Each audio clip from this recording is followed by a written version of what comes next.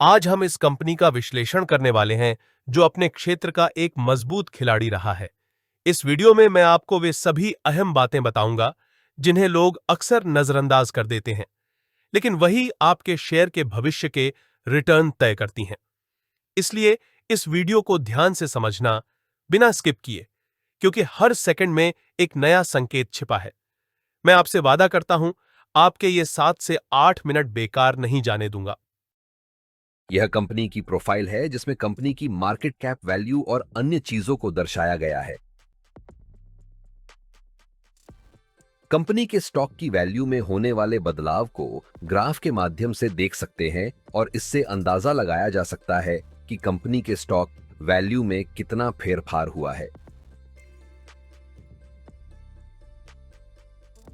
अब यहां पर कंपनी ने पिछले 1 साल में, पिछले 5 सालों में और शुरुआत से अभी तक कितना रिटर्न्स दिया है वह दर्शाया गया है।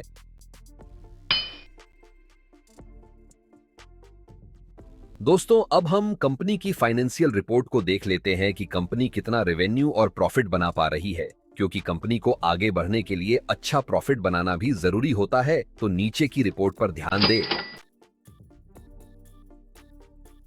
नीचे कंपनी की ईपीएस यानी अर्निंग्स पर शेयर की रिपोर्ट दी गई है, जो कि अगर लगातार बढ़ रही है तो अच्छा माना जाता है, तो इसका अवलोकन करें।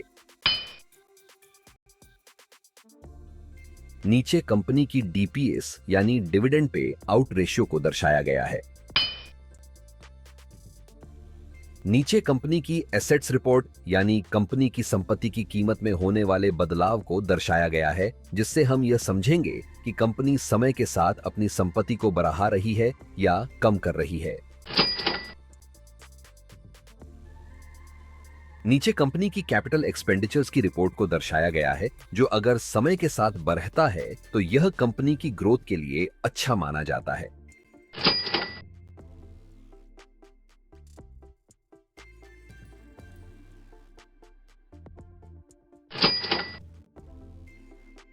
नीचे कंपनी के द्वारा दिए गए पिछले 5 डिविडेंड की रिपोर्ट्स का अवलोकन करें और जाने कि कंपनी डिविडेंड के मामले में कैसी रही हुई है। अब हम कंपनी पर रहे हुए उधार या कर्ज को देखेंगे, जो कि नीचे दर्शाया गया है।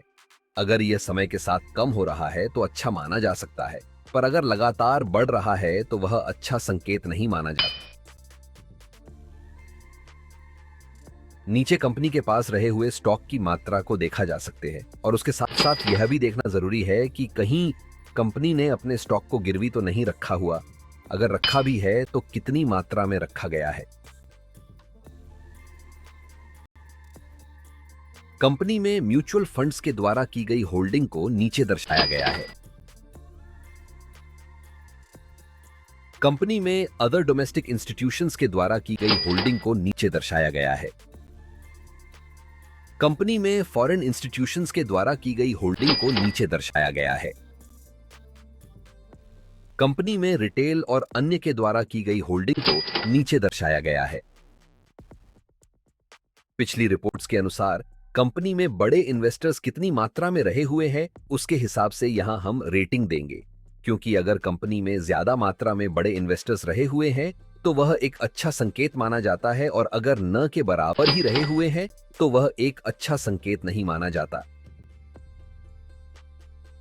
कंपनी में कुछ पॉपुलर प्लेटफॉर्म के द्वारा बताए गए रिस्क को नीचे दर्शाया गया है।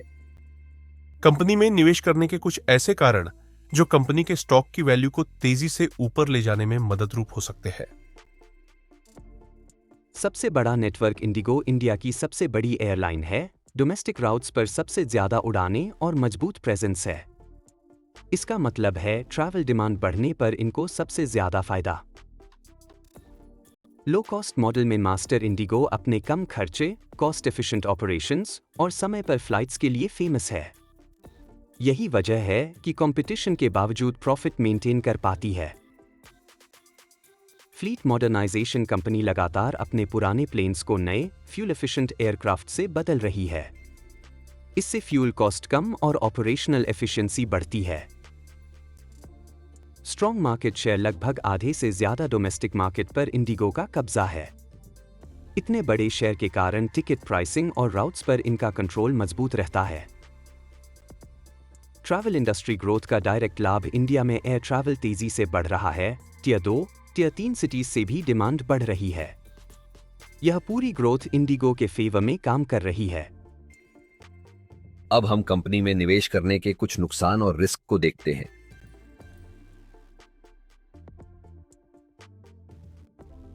ऑयल प्राइसेस का बड़ा असर एविएशन सेक्टर में सबसे बड़ा खर्च फ्यूल होता है। अगर ऑयल प्राइसेस अचानक बढ़ते हैं तो इंडिगो की प्रॉफिट मार्जिन पर सीधा दबाव पड़ता है। High competition Tata group airlines, air India, Vistara, air Asia और नए प्लेयर्स जैसे आकाश एयर के आने से मार्केट शेयर के लिए लड़ाई बढ़ रही है। करेंसी और एक्सटर्नल रिस्क इंडिगो के कई खर्चे जैसे एयरक्राफ्ट लीज, मेंटेनेंस डॉलर में होते हैं। रुपये कमजोर होने पर कॉस्ट बढ़ जाती है और प्रॉफिट घट सकता है। ऊपर की सभी रिपोर्ट्स का अवलोकन करने के बाद 5 स्टार में से दी गई रेटिंग को नीचे दर्शाया है, जो आपको कुछ निर्णय लेने में मदरूप हो सकते हैं। तो आपको इस कंपनी के स्टॉक के बारे में क्या कहना है, हमें कमेंट जरूर करें। दोस्तों, स्टॉक से जुड़ी नई जानकारी के लिए चैनल को सब्सक्राइब करें और आप कौन से स्टॉक पर वीडियो देखना चाहते हैं, हमें कमेंट करें।